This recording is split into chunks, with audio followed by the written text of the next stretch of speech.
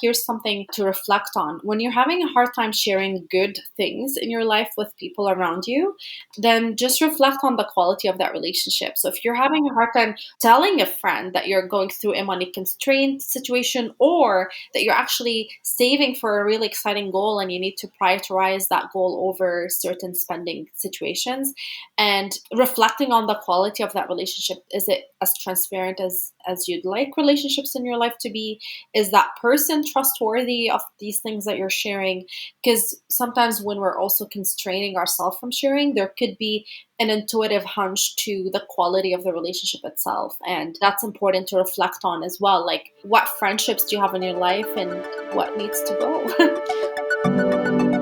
This is the Conscious Economics Podcast, and I'm your host, Rhiannon and Rosalind. This is the place where we explore people, planet, profit, and art through the lens of the new economy. If you're interested in changing yourself, getting more creative, or changing the system at large, then this is the podcast for you. Tune in every other week as we explore these topics with amazing guests. We'll go deep, we'll go heart-centered and soul-felt as we go into how we change ourselves and change the world. Hello, everybody, and welcome back to the Conscious Economics Podcast. I'm your host, Rhiannon, and today we have Aseel Al-Baba back on the show. I know you guys are so familiar with her. Aseel is our in-house financial therapist and mental health expert at Conscious Economics. She's a former award-winning financial planner and the first financial therapist in Toronto. She's also a trauma of money method practitioner and a psychotherapist, and she's on a mission to fill the gaps in our financial services industry and helping individuals with their emotions, thoughts, and beliefs around money.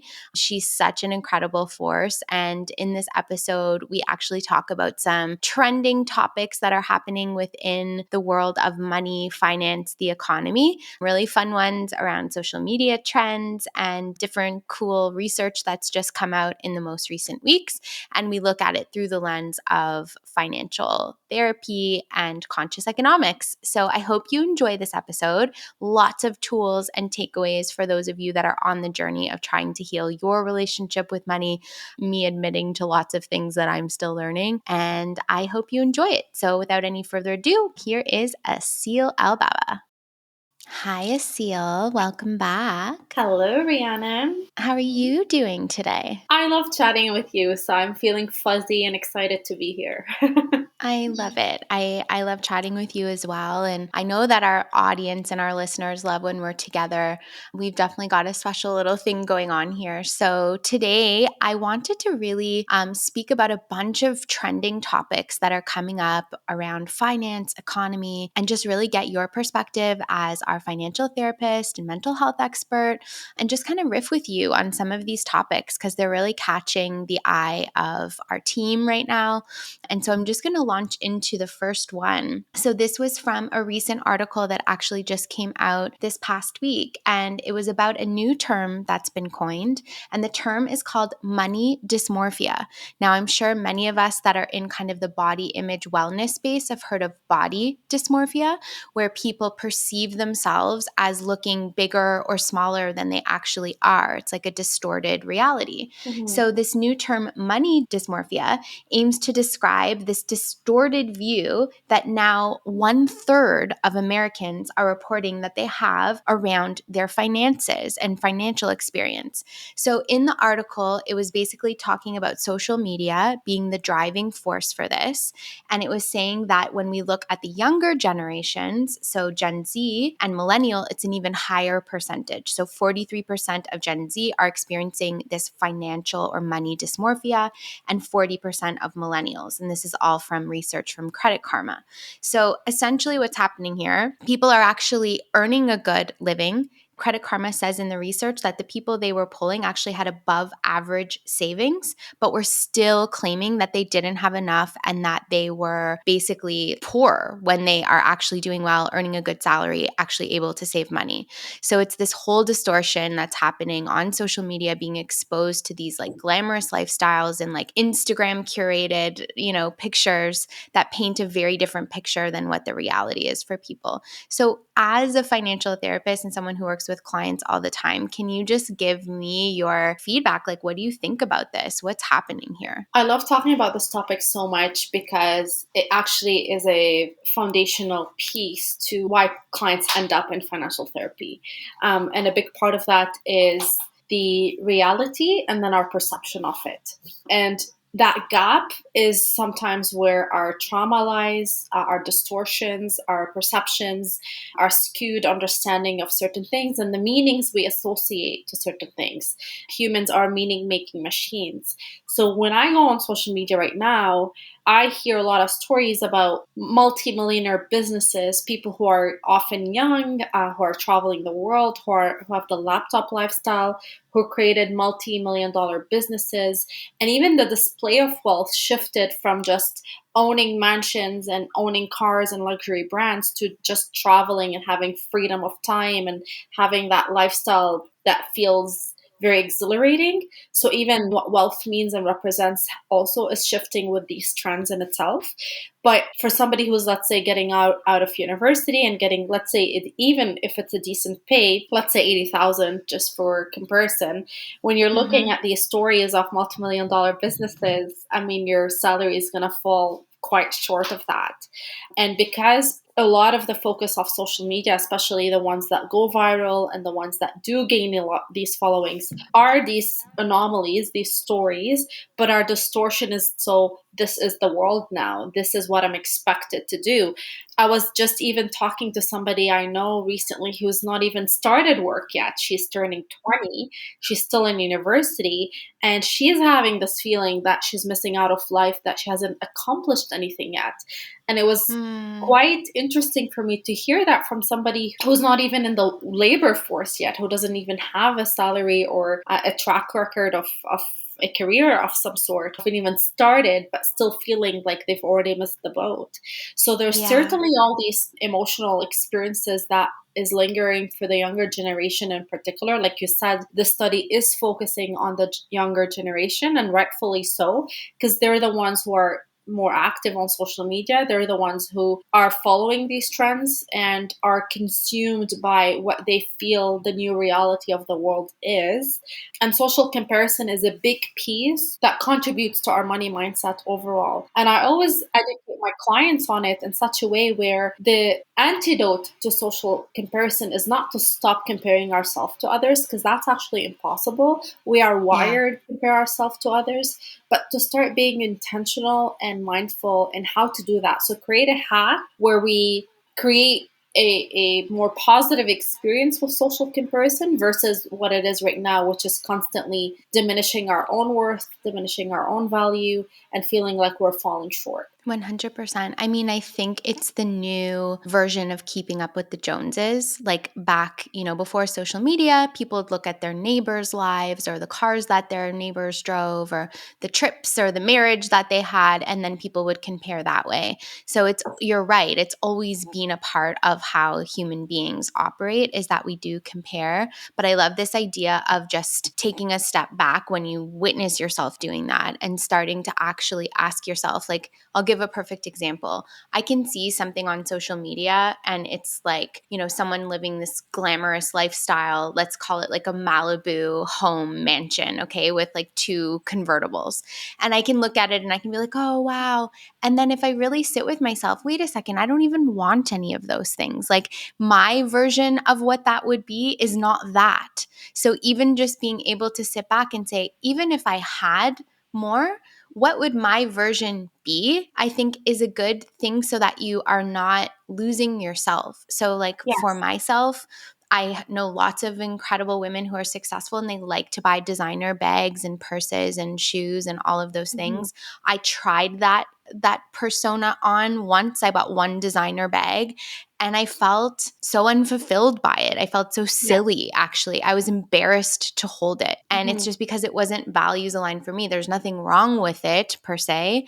But for me, I would rather have like a beautiful piece of land, or I'd rather have like a thriving garden, Which, that's a good question. It's a very powerful question to ask, and it's a really hard one to ask. Who are you jealous of? So when you're looking at these social media personas, and you're looking at different lifestyle, different choices, different behaviors, what are you jealous of? Because the answer to that holds cues for what you feel is missing in your life, but also what you value in your life. So I'm very similar to you in what I value. When I look at like a woman breastfeeding in nature, and she has like all these exposure to nature and slow parenthood, and like the time to create the most beautiful snack from organic food. This for me is what luxury is like at this point in my life, especially as a new mother. So these are the people I'm taking more note of, and also thinking beyond the question of who is it that I'm jealous of, what does that really represent, and what's missing in my Mm. life, and how can I start incorporating what's missing in my life. I love that advice because I feel like we're so ashamed of jealousy or envy, but we Mhm. all experience it, and it is actually this indicator showing you what it is that you yourself value or you yourself want Absolutely. or crave. Interestingly, so this morning I follow this one particular conscious business owner who is a mother of a young child and is like about to have her second baby, and her life is honestly is triggering to me. It's triggering because I'm like, man, like I want to do some of those things. How has she done it? So it's exactly this example. And this was really powerful for me. So this morning she posted something, and it was like her nanny, her live-in co-care person that supports, is moving on. And so she had a job description for like she's looking for a new person. And so I just went on to look at it. And as I read through the requirements, one of the things that stuck out to me so huge, and I have to read it for the audience right now, and you'll see why in a second. So she posts online, she's holistic nutrition, she's making these incredible organic snacks. She has a beautiful nature rustic property. It's like rustic luxury. She's got like farm and like beautiful, beautiful gardening, and her children are really cute and beautiful, and she seems really calm and relaxed, but she also has an incredibly thriving, successful business. So anyway, as she's asking about the requirements for the nanny, here on one of the bullet points, she says, the family has a chef, a family assistant, and a daily housekeeper. However, the nanny candidate must be willing to do light organizing, cooking, and tidying during the downtime of the day. And my jaw dropped. I was Mhm. like, wait a sec. She doesn't just have the nanny. She's got the chef. She's got all of this support. And this comes back to a Yeah. conversation you and I have had time and time again, where we know the old saying that's classic: it takes a village. It takes a village Yeah. to raise a healthy child. It takes a village to have this lifestyle we want.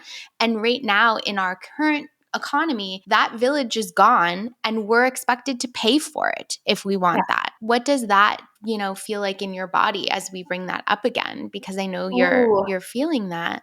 I am feeling that. And honestly, one of the things that I've become really powerfully leaning into since I've become an entrepreneur is capitalizing on other resources in my life, particularly when cash is tight, because you gotta be so resourceful and creative. And because you and I have been on this journey of financial healing for a while, but also recognizing that we are living in a multi-currency system, and even though in a capitalistic society we've been very much aware of money being a primary resource, and sometimes it's perceived to be the only resource, we're trying to reprogram ourselves and redirect our attention that there's so much other resources that we have that we can get creative in how to use. So I'll use my Yeah. example, my real life example, to portray what I mean by that. So because I've been tight on cash since I've been an entrepreneur, and my husband has been amazing in providing for the family, but he also has a growing business. He also has another three kids that are now teenagers. So life is definitely very demanding. We have an extra room in our house, and I'm very grateful for that. So what we've been able to do is house a student in our house for exchange of support with part-time nanny for Mm. Aiden and part-time house cleaning for us. So I didn't have or didn't need to necessarily figure out how to pay this nanny, but I created this exchange using another resource of my life. I'm providing her Mm, a shelter, I'm providing her with food, and she's supporting me on a part-time basis, on a weekly basis, as a fair energy exchange between us. So mm, this is something I really want to advocate for, and I've definitely spoken to other clients about it. I have a new business entrepreneur, a client of mine who I also educated on this multi-currency system, who's been able to strike so much energy exchange for social media support, for branding and PR support, and other really key pieces she needed in her business that she would have never found a way to actually find ways to have if she didn't mm, expand her vision to recognize all the other resources she already has access to that she can now create this fair energy exchange with. So that's something that came to mind as I heard you say about that. But the other piece, very different point, but equally important, is the importance of recognizing that community care. So there's been a big trend around social media around spreading the importance of self-care, especially for yeah, mothers, especially for entrepreneurs, and let alone a mother who's also an entrepreneur, because that's a lot right there. We both know that. So and there's nothing discounting the importance of that. Absolutely, it's a very important thing to do, but that shouldn't come at the expense or at the cost of the other important aspect, which is community care. So sometimes when we're throwing the word self-care at a woman, it makes her, it's just coming across as a way to minimize the role of other important systemic structures in her life, like her partner support, the childcare system, the right politicians, and advocating for the right systems in our culture, the right community, the right social support. So all these pieces are also equally important, so that the system creates even the space for a mom or entrepreneur to even have yeah, time for self-care. So sometimes when we're missing something from our society, we go to the pendulum swings to the other extreme. But it's important to totally. recognize the importance of these pieces to allow even for self-care to flourish, and that they do go hand in hand. And what can now we do to advocate? And I know this in Canada, at least we have been, or in Ontario, I would say, because I know it's different in other provinces, we've been having a bit more childcare system support around subsidies that are allowing women to send their kids to childcare now that weren't Mm-hmm. available before. So I do see certain things that are shifting, but the bigger picture is still that getting support here is expensive. I think you're so dead on that. And I agree with you that concept of self care, when the system and the community support and infrastructure isn't there for that, it's just another thing us women are feeling shame about Yeah, that we're not doing. And I didn't self care yeah, and I'm whatever. It's just another thing on the list you're not doing to feel crappy about yourself. yeah. And so it's just this constant bombardment. This leads into my next trending finance story right now. So it's interesting because the first one we talked about, it's like, social media is the devil and it's responsible for all the suffering that's going on in our life. But this one is actually a positive social media story. So Yeah, this is a TikTok trend that has really started to take off, and it's basically called loud budgeting. yeah, And what's happening is that influencers are getting onto their social media accounts and they're talking out loud, talking about their budget, talking about their budgeting goals, and they're actually coming up with cool exchanges, just like you said, around like instead of going for fancy dinners, doing potlucks or whatever else, but just really loudly talking about their budget constraints and making it very, very visible. And it's been trending and taking off. yeah. So, what do you think about this? And is social media good, or is it, destroying our lives? Well, there's a good and a bad in social media for sure. So we just have to be strategic, because we can't avoid it, but we can be consumed by it. And we can get really strategic in what to consume, how often, how much, etc. So certainly there's ways to hack the system here and create boundaries that support our life and elevate the quality of our lives. But yes, I am a big fan of this particular trend, especially because in our community we are normalizing talking about money, and this trend only advocates for that pretty deeply. There's been a lot of shame around money, a lot of shame around money struggles that we go through. Even sometimes if we have a financial win, it's hard for us to share. If we're going through a financial challenge, it's hard for us to share. So regardless what money story really we're in, it's still hard to talk about money regardless. So these trends are making it that much more normalized, that money is a big part of our life and it's important to talk about it, to find the right ways to communicate. And I remember I had a friendship that had a big fallout, and many things contributed to that piece. But one of the things that my friend, or ex-friend I would say, mentioned to me that was particularly hurtful is that she has seen me grow through a lot of financial adversity, which I had a lot of financial adversity growing up for sure. But at one Yeah. point I started declining certain dinner invitations or shifting how I go out or how I spend money, because at that point I became very focused on buying a condo. I just wanted to buy my first You had a home. goal. I had a goal in mind.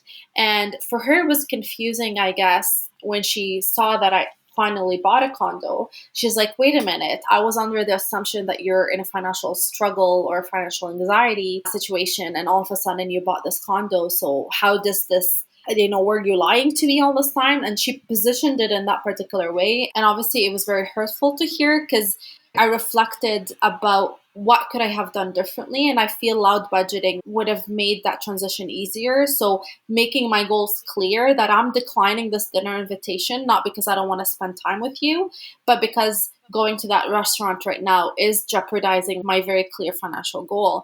And normalizing talking about that in that way and say, okay, but I still want to see you. How about you come over instead? How about we go for a walk? How about this? And I think this is the missing piece of that story that I could have potentially done better. But like I said, talking about money was a shame, and there's like sometimes I'd maybe have been more reserved about it than I could have been. And this is something that I would advocate for now when I talk to clients, but also when we raise awareness on these issues for our community.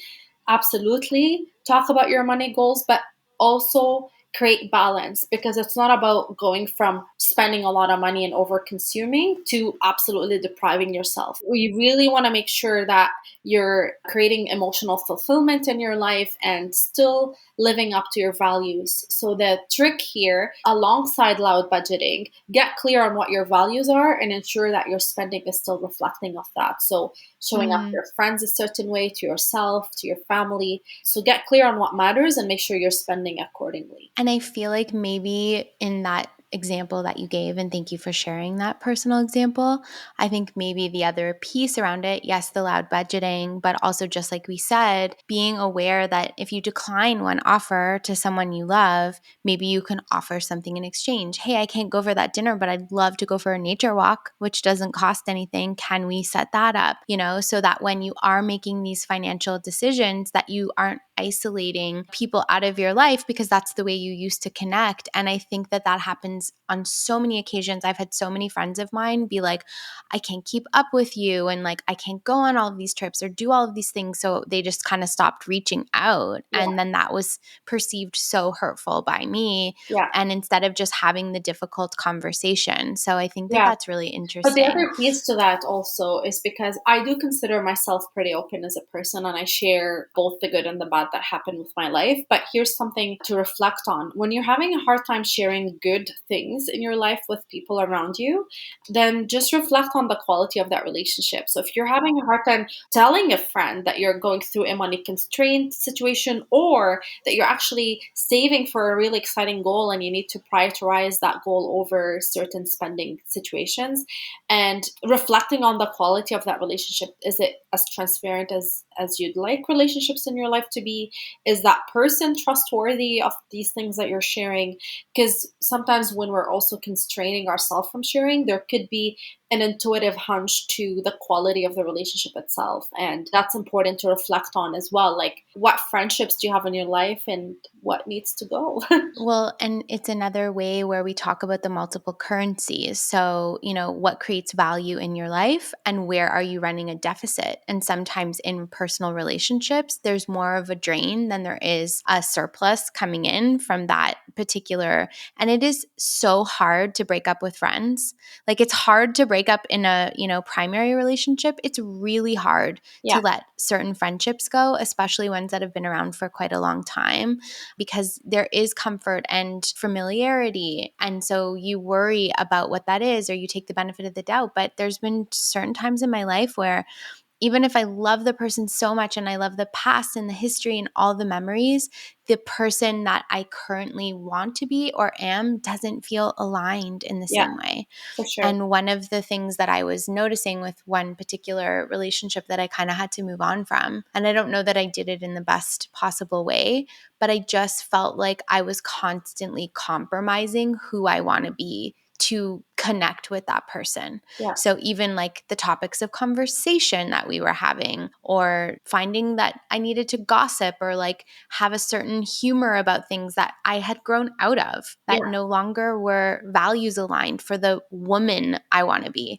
Yeah. So it's really interesting that way. This podcast is brought to you by Mindfulness and Money. Mindfulness and Money is our new annual membership program designed to meet you where you are at and thoughtfully help you heal your issues with money. Join Aseel Albaba, our in-house financial therapist, and myself, Rhiannon and Rosalind, as we help you uncover all the deep-seated blocks that are preventing you from living your most authentic, powerful expression with money and out in the world. So if you're interested in joining, you can go ahead to consciouseconomics.ca and click on Mindfulness and Money to find out how to sign up. There's also a free trial option for those of you that want to dip your toe in before making a commitment for the year. The program is designed to be a democratized access for financial coaching and financial therapy. We have some very accessible pricing for you with options within as well, so that you can make your own conscious decision what you are able to afford as you start this healing journey. We hope to see you there.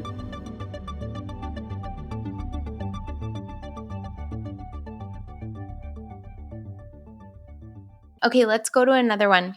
So this one was, I don't think, very surprising, but 60% of parents still provide financial help to their adult children. This is a US-based stat. They said only 45% of adults, so less than half of adults 18 to 34, said that they are completely financially independent from their parents, which means 55% are dependent in some way of their parents. And this is 18 to 34. Yeah. What do we think about this? What's your perspective on this? The first thing I want to highlight, because I always read between the lines, is even what young adult is considered. Like in the past, young adult was like up to 25. Now the fact that it's up to 34 alone is telling. Yeah, why wasn't it that when I was that age? Oh my goodness. It's so interesting though. Like just the fact that it's taking people that much longer to be independent. Like in the past, by 25, some people had few kids already, right? Now it's like you're not even married by 30. And things are shifting that way. And a lot of it is economical pressures and just the pace of life that we're in and all these pieces. So this concept actually is considered or called financial enabling. This is terminology for it. And financial enabling is pretty much when helping hurts. And what I mean by that is either it's hurting the person who's helping or the person who's being helped, or both. So let's dig into it a little bit deeper. Often when adult kids are seeking support from their parents, not always it's considered financial enabling, but recognizing when it oversteps that threshold and it becomes a hurtful situation is basically when the situation requires further attention. Because oftentimes, if it's like a one-off, or if it's a situation where kids are getting married or they are buying a house or they need support in a certain transition, then obviously it's not necessarily a bad thing to seek the support of your parent. But it's helpful to recognize what your expectations are, because sometimes kids may have an expectation that their parents are going to help them versus parents feel that it's not our job to help you past a certain time, and I am willing to loan you money instead of just giving it to you without an expectation of prepayment. So it's helpful to recognize what are the expectations here and talk it out loud.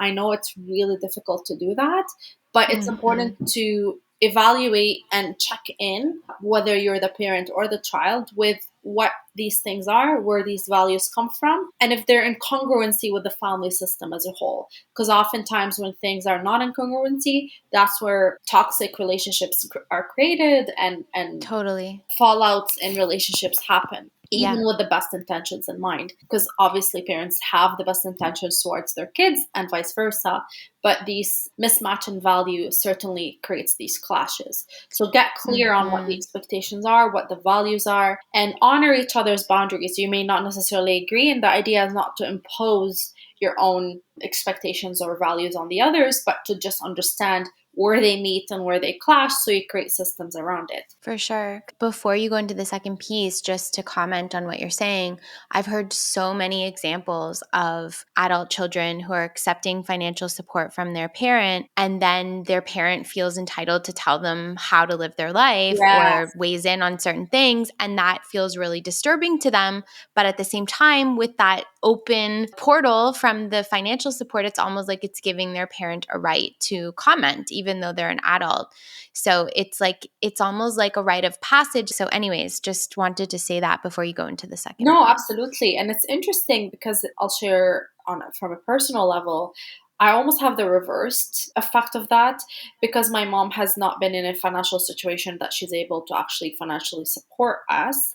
She constantly talks about the impact that that has on her, how negative her self view is in her role as a mother to provide. And I'm constantly trying to shed awareness or share with her about all the things she's actually done that are priceless, that money can't even be, like, there's no price tag Yeah.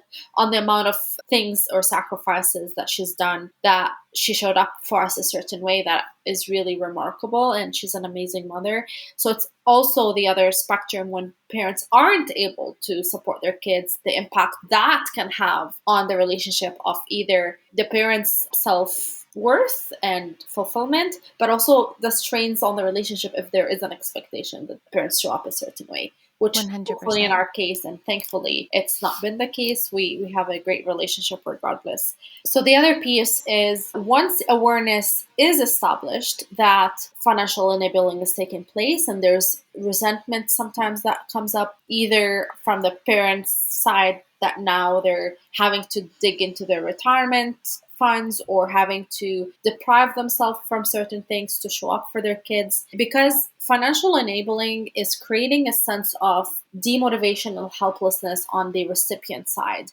And Mm, sometimes it's going towards funding certain addictions like shopaholic or gambling or alcohol. So that's like some of the toughest situations to navigate, because yes, your kids are in need for money, and yes, they're racking up debt, but then you providing this money is only supporting this dysfunctional behavior, not just with money, but that's also translating in other areas in their life. So it's really key to recognize that you're actually hurting them more than you're helping them, and to yeah. also understand what's the next step, because like cold turkey, like cutting it right off the bat, that's where sometimes it's hard. So Yeah. it's important, after the recognition of the issue, to have an open dialogue about it and to put a plan in place. So maybe a plan in place would look like, I'm gonna decrease your support by this much until it's finally stopped, or I'm gonna, Yes. I'm only gonna pay for my grandkid support, or I'm only gonna pay for your car, or whatever the case may be. But creating a bridge can be helpful, especially when there's a plan in place, and sticking to that plan, meaning what you say. So if you put a plan in place based on communication with your kids, just sticking to that is Yeah. very helpful, so that they know that they can't just go to you anytime they're in a financial Yeah. situation. I think that all of those are really good pieces of advice. I've also, obviously, in our community, because we have so many incredible newcomers and immigrants and different folks from all different cultures and places around the world. And another reverse side that I see is a lot of adult children feeling responsible for the financial Yeah. support of their parents. Yeah. And that in particular, certain cultures, it's almost expected. And that can also create a lot of pressure. So, this feeling of like, I can never get ahead because anytime I'm successful financially, I'm shamed by my family who hasn't been as successful and feel like responsible that I have to contribute and therefore I Yes. can't get ahead. So Oh it's my just goodness. interesting how they go both ways. Oh yeah, I actually have a story to share on that that's very powerful. I had a client who certainly struggled with that. He had a lot of resentment towards his dad because his dad stopped working at a certain age where he was still technically young and healthy and able to work, but he stopped Mm-hmm. working with the expectation that his kids are gonna now just take care of him. And it certainly was creating a lot of tension in the relationship because the kids, like, they were financially stable but not stable enough that they can just incur another financial burden or financial dependency on an Mm-hmm. additional family member. And what I help my clients see is understand the learned helplessness that his dad actually was engaging in, because that really is the terminology here. He just pretty much gave up. And understanding the family history and what his dad had gone through. His dad come I'm not gonna get political here, but his dad comes from a certain region in the world where, like, his house was taken away, all his wealth was taken away by financial corruption and banks and things like that. So Mm-hmm. he gave up on feel like he's worked hard enough to create a home, to create financial stability, and then different systems, be it politics or corruption or different economical instabilities from where he comes from, taught him like Mm-hmm. he was living life in the What's the sense of what's the point? point, Yeah. right? And Mm. my client had never considered it in that way. He's never even examined that angle of it. And sometimes Hmm. understanding where these expectations come from when they're imposed on us is helpful in shifting how we deal with it. Like, it's still a tricky situation to navigate, and there's still more support required based on the unique circumstances we're dealing with. But it's Yes. important to step back and look at the bigger picture, so that instead of criticism and anger and shame, we're bringing compassion and empathy to the conversation that helps support what next steps can look like. I think that that's such a great example. Thank you for sharing that. One of the things that I was struck by as I was going through these articles and I was looking at all of the statistics, there's this like story that's not adding up. So I think all of us right now have experienced inflation and rising costs and rising prices. And we have this concept that like the economy's in trouble and everyone's struggling. Then I read this stat that said that the average household net worth rose in the US 37% between 2019 and 2022. So this is a very different story of rising net worth in the average household Yeah. by 37%. And so this came to this question about, okay, we have this narrative that everything's kind of falling apart. We know prices are going up for sure, but we're also consuming so much more. So it's like the line is always going up, up, up, up, up in terms of what is sustainable. And I think that there's this maybe disconnect between how much wealth is actually available and what and how we're spending in our current lifestyles. And again, this distortion that's Mhm. coming through.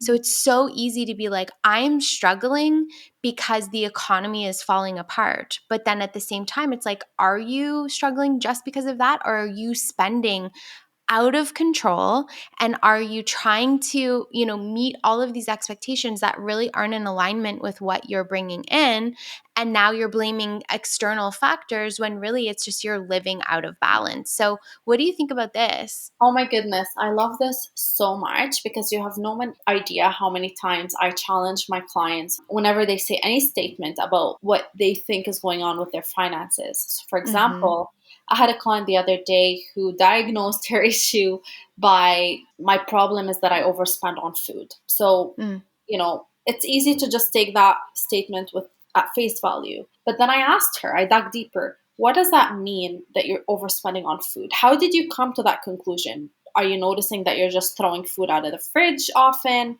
Do you feel that you're eating out more often than you're cooking in? When you're saying that statement, I'm overspending on food, what drove that particular mm, assumption? And with this client, she didn't really know what mm, made her feel that way. And I said, okay, here's my challenge for you. I want you to take four random statements over the last year, and I often do that for different clients when we're trying to look at expenses, because we go through like 1 month a season, because sometimes there's anomalies in our spending across seasons. So when we take one statement a month, we're kind of averaging these anomalies out. And instead, I want you to actually go through it line by line and tell me what exactly your food spending was, so that we examine. First, I want you to predict what it is, and then I want us to look at the actual number and see the discrepancy in that and see where that assumption comes from.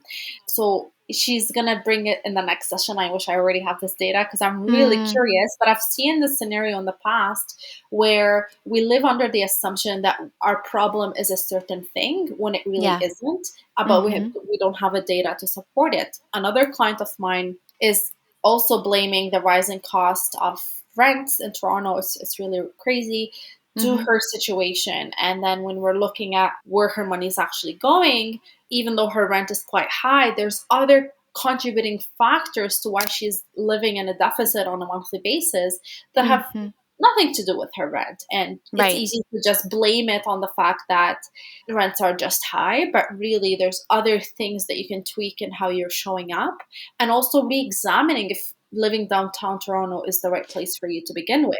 100%. And this is so critical because this goes to a deeper conversation that you and I were having this week. And it's around this idea that when we create a story in our mind that something is impossible or it's just this way and there's nothing that you can do about it, that is what creates systemic problems and challenges and upholds them. So, Yeah. for instance, we as women say, well, it's never going to be a fair labor market for us. And so therefore, when we go into a job, interview, we don't even bother advocating for more because we've just convinced ourselves that no matter what, we're never going to get it. And so this is exactly, I think it's a perfect example because I was thinking about this the other day. I'm such a nerd, but I love like when I go on my daily walk in the forest, I love like trying to solve problems that are not even mine, but just thinking about like challenges and problems and being like, you could do this, you could do that. So here's one that I was thinking of. So I've heard this classic story. Rents are rising in Toronto. People are struggling. It's way too expensive. But we know that Yes. right now, digital and remote work is like on the rise. That is the thing. So, first of Yeah. all, you do not have to live in Toronto.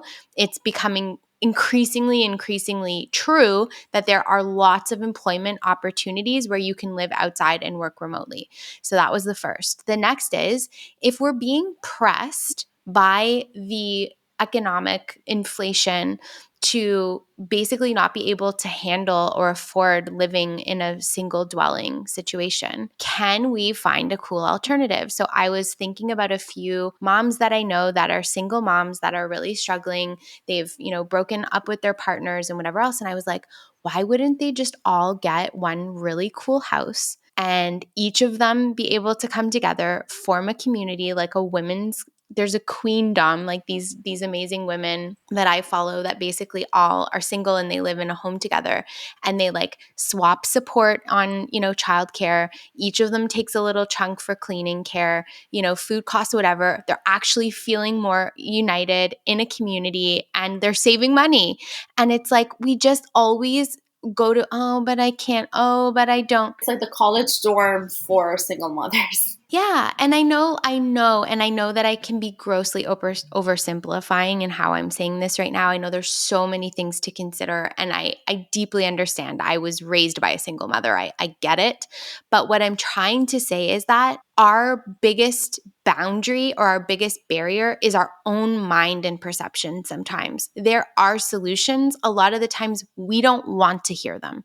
We don't want to perceive them because we are afraid. We are afraid to change. We're afraid of what that means. And so this is just something that I think is incredibly important to consider. So the last one here, this was another trending topic that our team kind of found interesting. And this was called the introvert economy. So essentially what this article is saying is that since or post-pandemic, there's been massive shifts, as we know, in how people are actually just using their spare time. And what they found is that many people have become much more introverted. And there was a couple of examples. So first and Yeah. foremost, doing most of their shopping online instead of going out. actually going out less and less. So not going out for dinners, not going out with friends, like staying home. And then also shifts in even when they do go out, the timing. So even in younger Gen Z, they were finding that the new like dinner time. So in New York, it used to be 8 p.m. on weekends is when people meet for dinner. It's now Yeah. 5:30. Like even young people Yeah. that are just like, let's meet at 5:30, and then they're getting home earlier and they're going back home. So this to me, like, because Yeah. obviously these articles are like, you read them and you click on them and it's clickbait, but I started to really think, okay, what's really underneath this?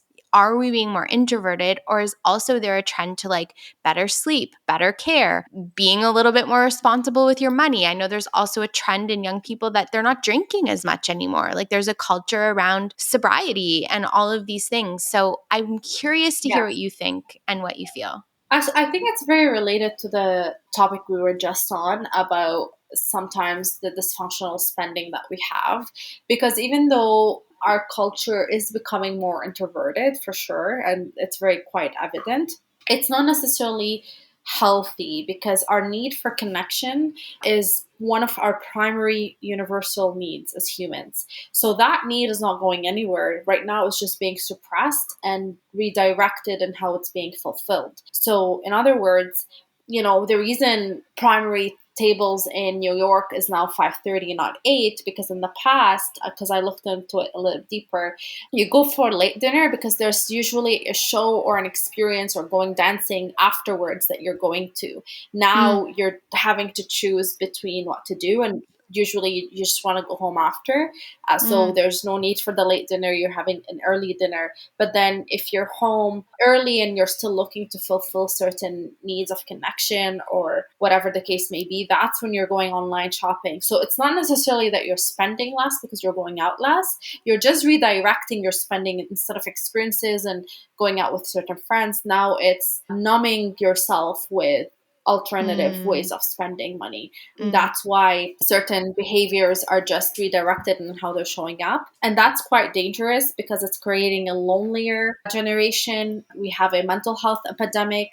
We have generation that is really suffering when it comes to basic emotional intelligence, eye contact, conversations that are meant to nourish our soul. This is Mm, really like I'm seeing it everywhere and it's really scary. Even in myself, I consider myself an extrovert, but I even myself notice a shift in, well, I'm a new mother, so obviously there's a different layer to my availability and my energy and all these yeah, pieces. But it's yeah. quite concerning to me when I'm looking at younger generations and looking at how much they're struggling in that way. 100%. Yeah. I mean, there's definitely so many layers to this for sure. And I know so many people that were not extroverts to begin with that when the pandemic hit, they did just sort of recluse more. And it's hard for people to get back out there. I also find, like, even in I would consider myself like an introverted extrovert. Like, I need a Yeah. lot of introvert time, and then I can come out and I can be really extroverted, but then I have to go back into my little like cove again. And it's interesting that I find my mental health actually improves when I do give myself time around others. It's like and not just online, like not just digitally, but in physical presence of others. So like a perfect example, yesterday our team works mostly remote, and yesterday we got together, like, and you just feel so much better, right? Like it just does. And I think part of it is also just the biological science of when we are together in physical community, we regulate each other's nervous system. So we actually like tune up Oh, to each regulate. other's nervous systems, and we get something from that experience. So we can like co-regulate each other, if that makes sense. Absolutely, 100%. And this is something that's profoundly important to take note of, especially as we're becoming more thoughtful and intentional about who we're spending up time with. Because I was definitely an extrovert, but my energy was depleted because for me, it was just about being out there around people. And for me, it was a way to cope and not deal with whatever emotions Yeah. I was running away from. But now I became very much intentional, so I definitely enjoy my time alone, but also being strategic and intentional about who's in my life, how I'm spending quality time with them. it really, I definitely feel like I get a dose of energy, a dose of dopamine when I'm around people I love. And Yeah. yesterday's team meeting, because I was there, I definitely felt like I'm on a high, and I have just like this rush of like motivation. I can't wait to go and do all these tasks that I now know I need to do, versus if I'm just like on my own Yeah. working home, which is very isolating for me. It's just like a slug. It's just like, I it's know. not that I don't Yeah. love the work, or it's not that I'm not a self motivator, but I need that balance between how much Mm-hmm. I can work on my own and what can I do with teams. And it's a different equation for all of us. So it's important to recognize, like, what do you feel is missing in your life, and how can you create the right systems in place to nourish your body, your soul, your mind, because any discrepancy or disharmony in any of these systems, our mental systems, our physical systems, our spiritual systems, that's when now we're resorting to money to fill the void. And And that's where dysfunctional behavior takes place. don't I know that? Don't I know it? We all do. Oh my goodness. It's funny because, I used to be someone who really went out a lot, and I was kind of like a partier too in my younger years. And because I'm very, very frivolous with spending, I'm still working on that. I was definitely the one who was like buying everyone a drink at the bar, even the people I didn't know, and like just doing all of this crazy spending. And so you would think, now that I don't do any of that, that I'd be saving a lot more. But I gotta say, these Instagram ads, they've pegged me so well. I keep falling for them. Like the other day, I was like, Yeah. oh, sitting in the thing, and they were like, here's this like unicorn lamp that you need. That's like it's like a unicorn lamp with like astrology. Like, it's like they're just listening to everything that I'm talking about and then just making up a product that's like a hodgepodge of all the things. And it's just so tempting. So it's interesting how, But what you you just know, said is a perfect example to what I was trying to illustrate. So it's not going out less. It's not that we've actually said, okay, I'm just going to go out less so I can be smarter in saving money. There's just been a redirection. Now that I'm not going out and spending it in a bar or on a dinner, I'm like on Amazon or online shopping, yeah, buying this buying things unicorn instead. lamp. So Yeah. yeah. 100%. Without budgeting is helpful, because now you're going to hear other people talking about saving goals and reminding you that, oh, saving is cool, and it's something I can hold myself accountable for. Saving is cool. Let's end on that note. Thank you, Aseel, so much. It's always so interesting to get your insight and perspective on all of these topics and so many more. And for those that are listening to this episode, as I ended off here right now, Aseel and I have an incredible co-creation called Mindfulness and Money. So this is our financial therapy-based program. You can check it out. You can join for 1 month. You can join for a full 12 if you want. Go on to our website at consciouseconomics.ca, where you can register and try it out. This program gives you access to Aseel, real live financial coaching every month, incredible topics, and it's super, super fun. So I just wanted to direct everyone there. If you liked this and you want to do this work for yourself, that is available to all of us. And I thank you, Aseel, and I thank all of our listeners. And I hope that everyone can tune back again in 2 weeks' time on the Conscious Economics podcast. Thank you so much.